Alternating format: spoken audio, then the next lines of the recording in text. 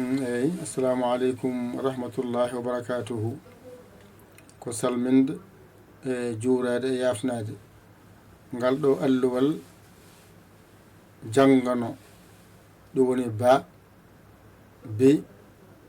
be bo bo garɗa poɗɗa ba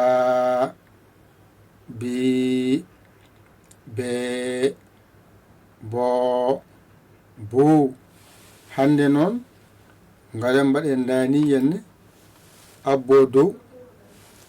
ngaren ɗo mbaɗen dani yenne ɗo jippo ngaren mbaɗen hen haalaji ay sen mbi ba baaba ko ba tan ganduɗa ba e ba ndendiɗa keɓɗa baaba ay ɗo buu e bi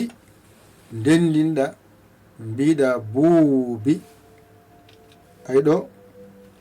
ay buu e baa ndendinɗa keɓɗa buuba ay buuba buuba kadi garɗa mbaɗɗa nani henne keɓɗa ɗo henne boo ay boobo boobo boobo garɗa mbaɗɗa ni keɓɗa hen buubu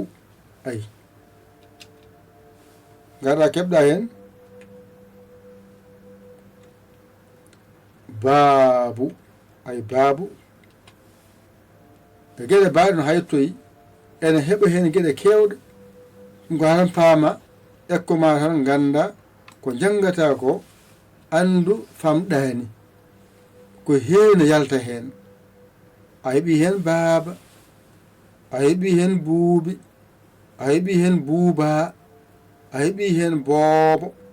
a heeɓi hen buubu a heeɓi hen buubu ayde buubu ɗa ko baabu buubu baabu aɗa ekkitoro bindi ma ena jarani gandal ma ena ɓeydo ɓallade ma hoto heño hoto heppu yaaru tan jam jam hoto nan haaloɓe ɗum jangganoma janguitama jangganoma janguitama an toppito jangde ma kamɓe haaloɓe hoto nan koɓe kaalata ko nan ko kaldumami ko ƴettu alluwal ma janga mbawa ɗum mbimami an sa nani haala am ko jangde mbimami ƴettu alluwal ma janga mbawa ɗum mbimami ayi alluwal ma nan ɗon ko jangunoɗa ko ɗum ɗo jangunoɗa ɗum ɗo waɗe ni abbo yeeso ɗum ɗo abbo yeeso ɗum ɗo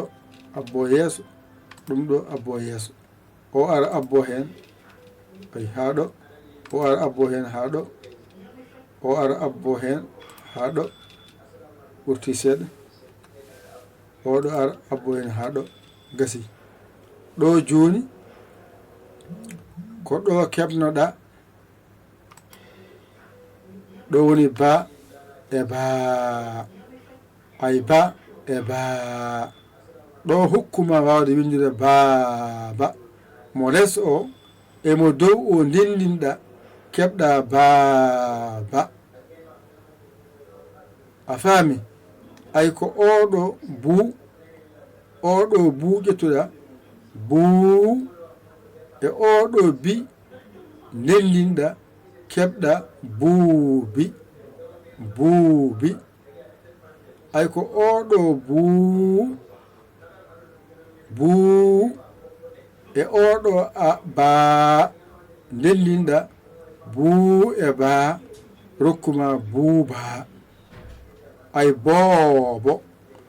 ko mo les o woni boo mo dow o woni bo ndendinɗa rokkuma boobo ko ɗo hen buubu ay ko ɗo ndendinɗa ay buu mo les o e bu mo dow o ndendi hokkuma wawde windude buubu ay ɗo ko baa o gadduɗa oɗo baa e oɗo bu gonɗoɗo mo foɗani o mbawɗa dañde baabu wadde ko woni ɗo fu yaltan ka haala ɗo keɓɗa baaba ɗo keɓɗa buubi ɗo keɓɗa buuba hongete ko buuba ay ɗo keɓɗa ɗo ko boobo boobo ɗo keɓɗa buubu buubu buubu ɗo keɓɗa baabu baabu baabu joni noon gartinen ɗo garen ɗo mbatten ni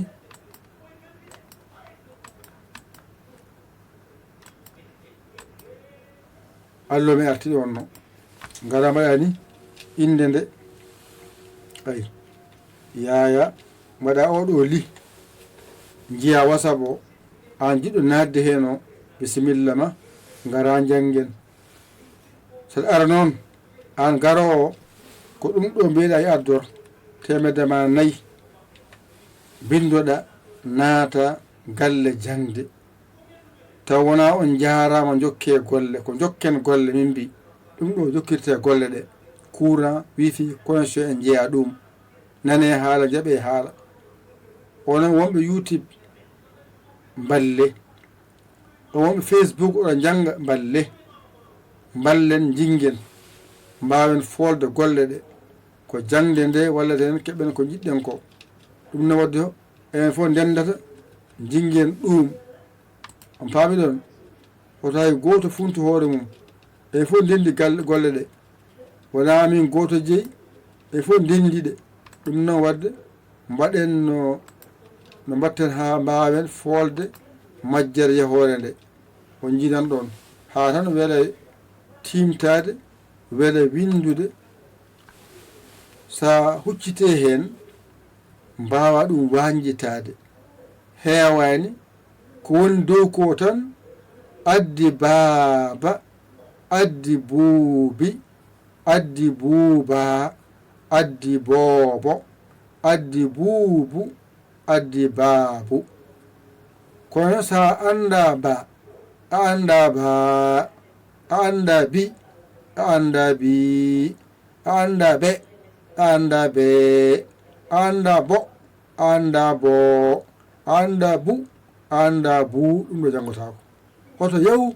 masɗe ɗe ko masata ko ɗum wallanma janngoyde ko heewi an puɗɗotoɗo kaldanmi ɓe noon nana jokki onon woni fuɗɗotoɓe allol mon nan ɗon ƴette kuɗi mon e carneji mon mbañito ɗon janggon ɗigga an keso jiɗɗo nadde hen o numéro o nani ɗon 00221 77 906 14 81 mbaɗa yaya oɗon li jiya WhatsApp o kaala indema e yettodema min nannuma hen koɗe nayi noon dental diine ngal heerori tan ko jangguinde sharia o e korka so ari tafsita ɗam to mbaɗete ngalɗa ko journal ngalɗa ko pula woni ngal ɗo ngal to ko alkula arab woni toon an noon garowo o andi ɗo jiɗɗa jeeyede gaddetema nayi kaala lombeɗa ɗon ni foti wona politique ko Allah haalira nanira Allah jaɓira Allah garda Allah keɓa hen Allah ni foti ƴettu kuɗol ma e karne ma mbañitoɗa jangga ɗigga ko musidɗo mon guiɗo mon saabu Allah yayali kono Sénégal alhamdulillahi rabbil alamina on jarama wa salam